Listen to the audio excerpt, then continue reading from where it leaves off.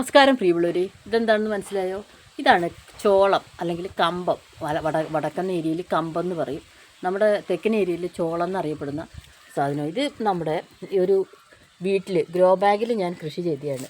ഇത് ഞാൻ ഈ കൃഷി ഇത് ചെയ്തിരിക്കുന്നത് നിങ്ങൾക്ക് കാണിക്കാൻ കാരണം, ഈ ചോളത്തിൻ്റെ വിത്ത് നമുക്ക് അഗ്രി ബസാറുകളിലും പല സ്ഥലത്തും വാങ്ങിക്കാൻ കിട്ടും. അതെടുത്തിട്ട് ഓരോന്നും നമ്മുടെ ഗ്രോ ബാഗിലോ അല്ലെങ്കിൽ തറയിലോ ഇട്ട് മുളപ്പിച്ച് നല്ല രീതിയിൽ ചാണകപ്പൊടിയും ചാമ്പലും എല്ലാം ഇട്ട് നല്ല രീതിയിൽ നനയും കൂടെ കൊടുത്തു കഴിഞ്ഞാൽ പെട്ടെന്ന് ചോളം ഈസി ആയിട്ട് നമുക്ക് വീട്ടിൽ നിന്ന് തന്നെ പറിച്ചെടുക്കാൻ പറ്റും.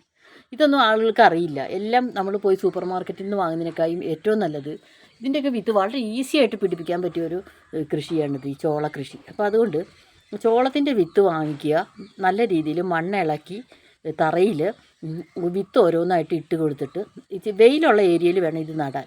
അതല്ലെങ്കിൽ ഗ്രോ ബാഗിൽ നട്ട് കഴിഞ്ഞാൽ നമുക്ക് എന്ത് ഗുണമെന്ന് വെച്ചാൽ വെയിലത്തോട്ട് എടുത്ത് വെക്കാം. ഇപ്പോൾ കുറച്ച് വെയിലില്ലാത്ത ഏരിയ തന്നെ കവർ ഗ്രോ ബാഗ് ഇരിക്കുന്നെങ്കിലും അതിനെ എടുത്ത് നമുക്ക് ആവശ്യാനുസരണം ഏത് കാലാവസ്ഥയ്ക്കനുസരിച്ച് അങ്ങോട്ടോ ഇങ്ങോട്ടോ മാറ്റി വയ്ക്കാൻ പറ്റും.